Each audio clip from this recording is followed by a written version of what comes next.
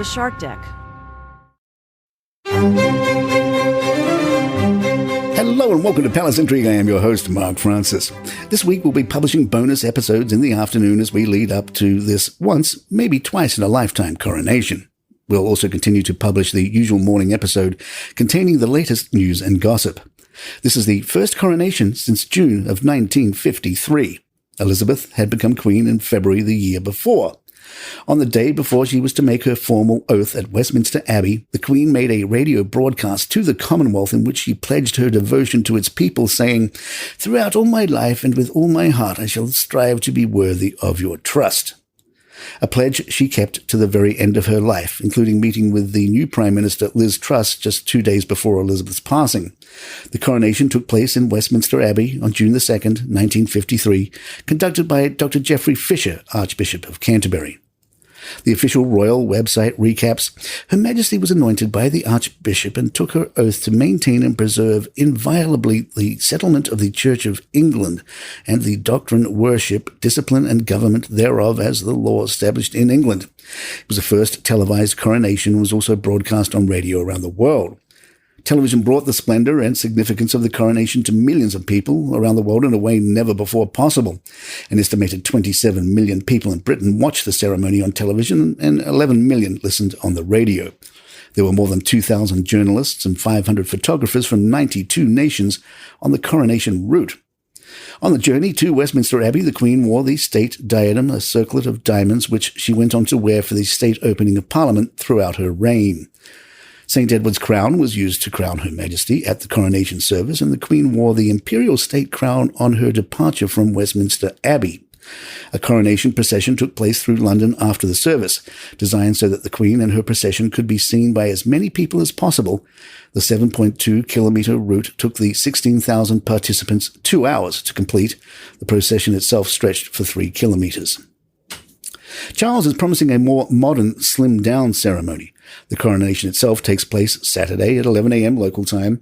East Coast Americans can get up early and enjoy the ceremonies over breakfast, while West Coasters may have to stay up very late. King Charles will travel with Queen Camilla from Buckingham Palace to Westminster Abbey. For 900 years, monarchs have been crowned at the London landmark.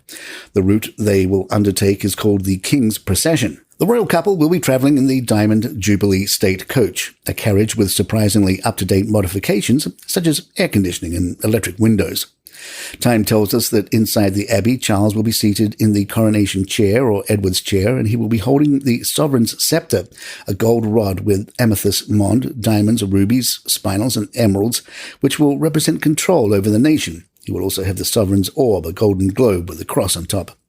Charles will be asked during the ceremony if he will govern the UK and other nations of the Commonwealth with law and justice, and if he will maintain Christianity in the nation. As part of his desire to be inclusive, Charles will be anointed with chrism oil that was made in Jerusalem in March using olives harvested from 2 groves on the Mount of Olives at the Monastery of Mary Magdalene and the Monastery of the Ascension.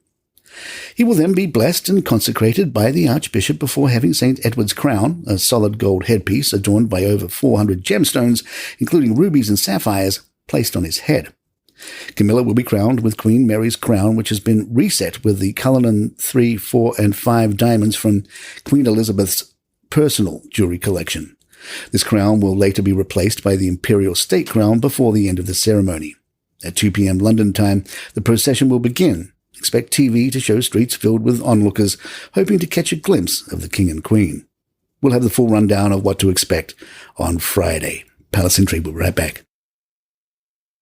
Hey, I'd like to tell you about a new sponsor of ours just in time for the coronation, and that's ExpressVPN. Now, ExpressVPN is an app you use when you're online that creates a secure encrypted tunnel between your device and the internet so hackers can't steal your data. It's something you should always be using when you go online in public places like cafes, hotels, airports, basically anywhere that's not your network. But there's something else that's really cool about using a VPN. Have you ever tried to watch TV from a foreign country and it says, sorry, this content is only available to users within that country?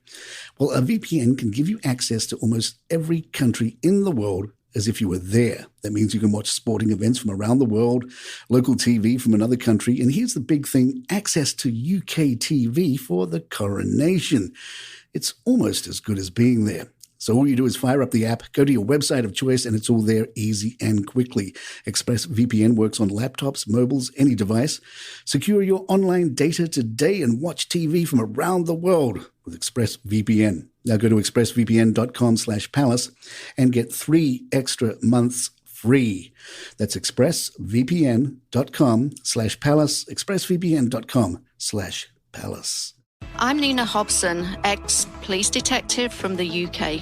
I've worked on every crime mentionable, from murder to kidnap to stalking to fraud.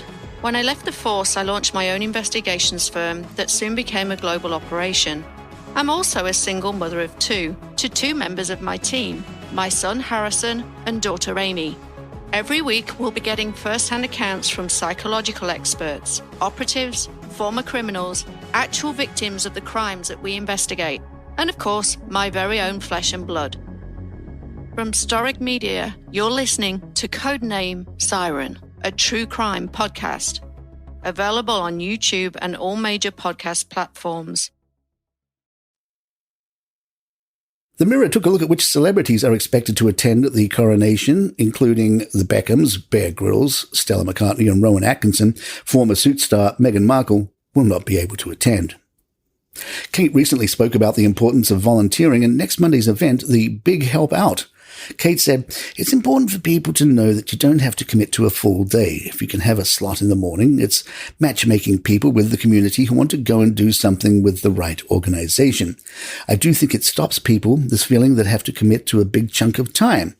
They are nervous about committing. You can see that every hour helps." On the BBC today, EastEnders will mark the event with a coronation-themed street party in Albert Square.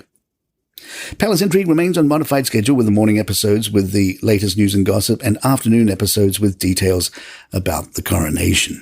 And there you have it. If you'd like to email us, our address is thepalaceintrigue@gmail.com. Please follow us on Spotify, iTunes, Google Podcasts, YouTube, or your podcast app of choice. I'm Mark Francis. My thanks to John McDermott. This is Palace Intrigue.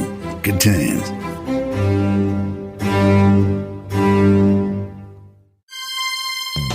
I'm Johnny Mack, host of Daily Comedy News. Do you like the little Letterman homage there on the music bed? Yeah, start your mornings with a quick 10-minute recap of late night, not Dave, all late night, and the latest on Dave Chappelle, Chris Rock, John Mulaney, Tig Notaro, Liza Schlesinger, Amy Schumer, Joe Rogan, Mark Maron, all your favorite comedians. It's Daily Comedy News. It's an easy way to start your morning, and I promise I'll keep it clean.